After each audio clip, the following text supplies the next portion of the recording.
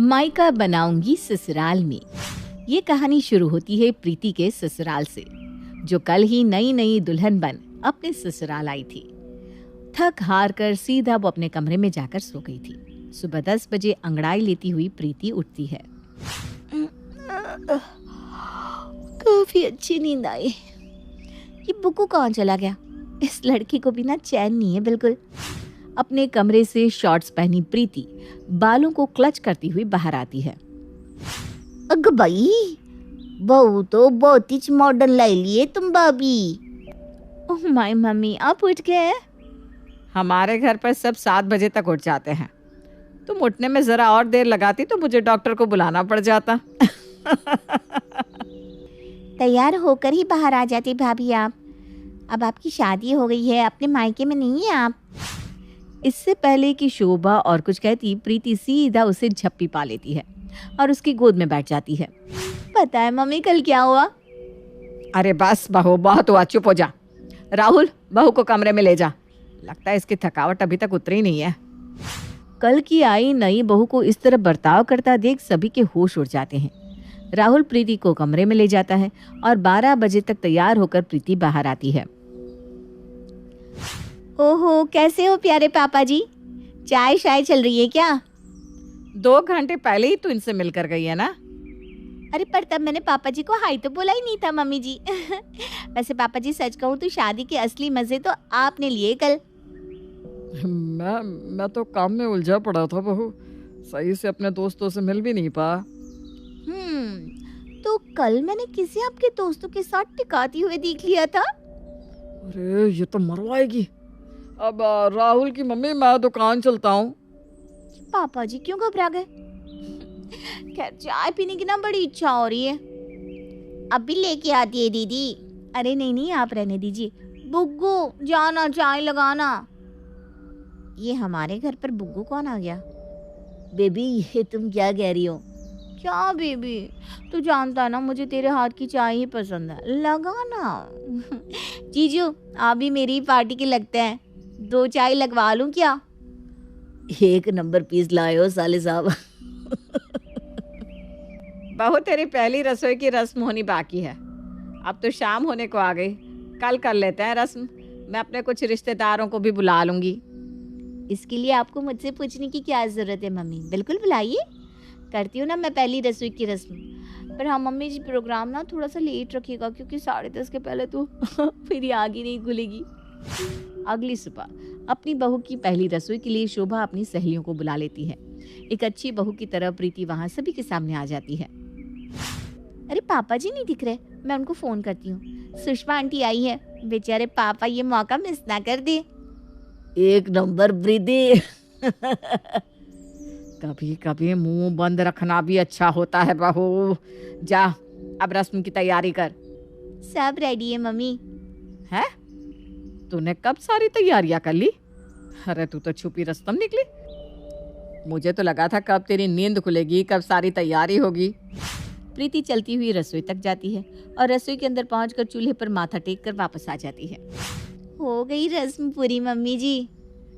ये कौन सी रस्म करके आई है तू रसोई के अंदर जाकर बहू? जैसे घर की दहलीज पार करने से गृह प्रवेश हो जाता है, वैसे ही रसोई में जाने से पहली रसोई। बाप रे शोभा, धन्य है भाई तू। पहली रसोई में 1 वक्त का खाना बनाया जाता है। जा, मेहमानों के लिए कुछ बनाकर ला बहू। खाना बनाओ और मैं कसम से बहुत अच्छा मजाक करती है आप मम्मी जी। खाना तो मुझे बनाना आता ही नहीं। खाना बनाना ना पड़े इसीलिए तो मैंने शादी की थी। पिछले कुछ दिनों से ना मेरी मम्मी मुझे खाना बनाने को कहने लगी थी, पर मुझसे ना ये काम वाम नहीं होता भाई।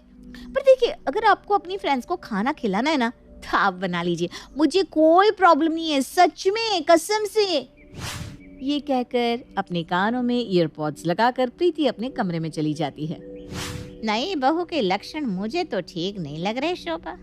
तू मॉडर्न है, इसका मतलब ये नहीं कि तेरी बहू 10 बजे उठेगी, कोई काम नहीं करेगी। तू बहू लाई है या बोझ? प्रीति को एहसास नहीं था कि उसकी शादी हो चुकी थी। वो तो जैसे अपने मायके में रहती थी वैसे ही अपने ससुराल में रह रही थी। खाने के टेबल पर ये कैसा खाना बनाया है मम्मी जी आपने? मुझे ये नहीं खाना, मुझे पास्ता बना कर दीजिए। मम्मी से ये कैसे बात कर रही हो तुम प्रीति? तू तो चुप ही रह, खुद तो तीनों टाइम बाहर का खाकर आ जाता है, मुझे पूछता भी नहीं है। किसी काम का नहीं है आपका बेटा। मम्मी चल चूचू अपना फोन दे, कुछ ऑर्डर करती हूँ मैं। ये कहकर प्रीति वहां से चली जाती है। उसके पीछे पीछे राहुल भी चला जाता है। अपनी बहू की बात सुनकर जितेंद्र मुंह छुपाकर हंसने लगता है। चूचू चल दाल पास कर। ये क्या तरीका है बात करने का शोभा जी? अभी इसी तरह आपकी बहू आपके बेटे से बात कर रही थी और तब तो आप बड़ा मुस्कुरा रहे थे। अगर बहू इसी तरह बचपना करती रहेगी तो बहुत दिक्कत हो जाएगी। अपने घर के हॉल में पैर पर पैर चढ़ाकर पॉपकॉर्न खाती हुई प्रीति वेब सीरीज देख रही थी कि तभी शोभा उसके बगल में आकर बैठ जाती है। आइए ना मम्मी जी, एक नंबर की वेब सीरीज है। सास मेरी निठल्ली, ससुर कहे उसे मुटली। ये सब बाद में बहू, मुझे तुझसे बहुत ज़रूरी बात करनी है।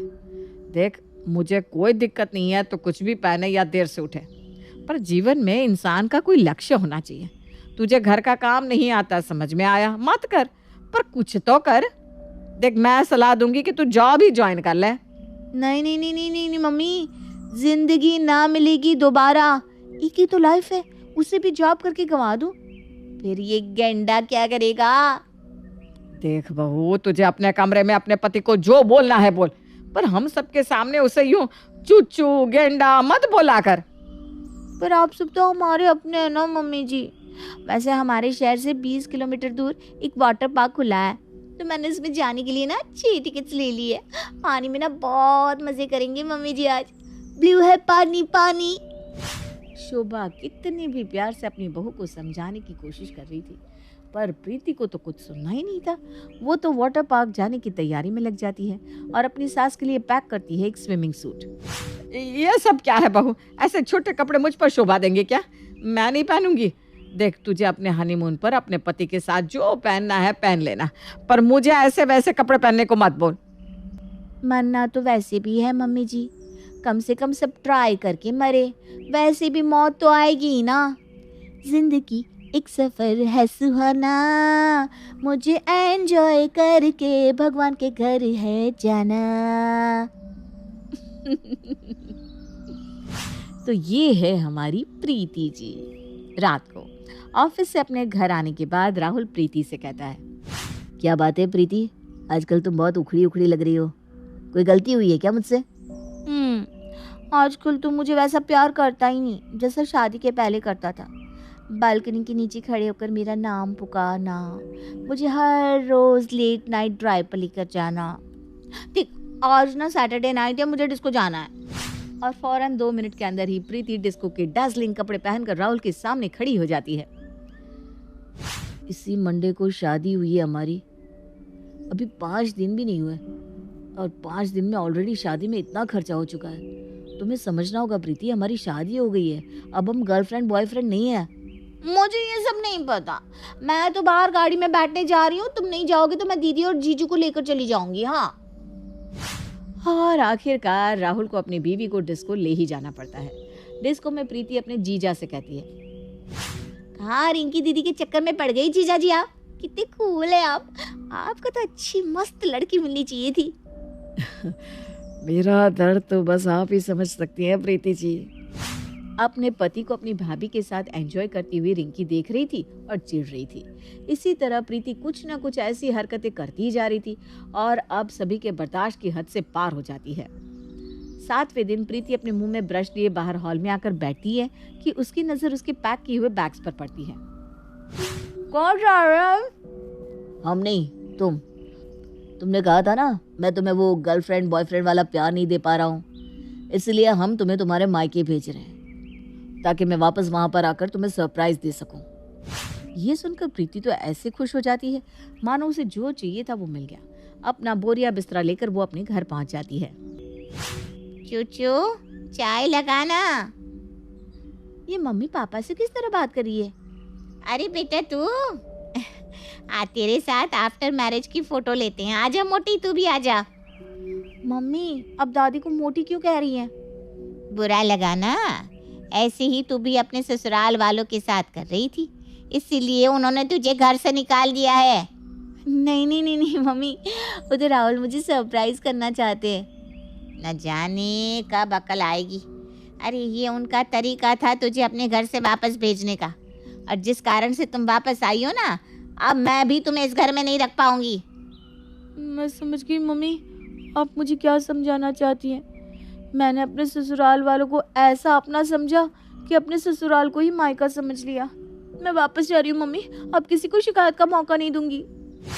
अपनी माँ का सिखाया सबक प्रीति समझ जाती है कि वो बचपन में क्या गलती कर रही थी, और इसी समझ के साथ अब ससुराल में पहुंच जाती है प्रीति वर्जन 2।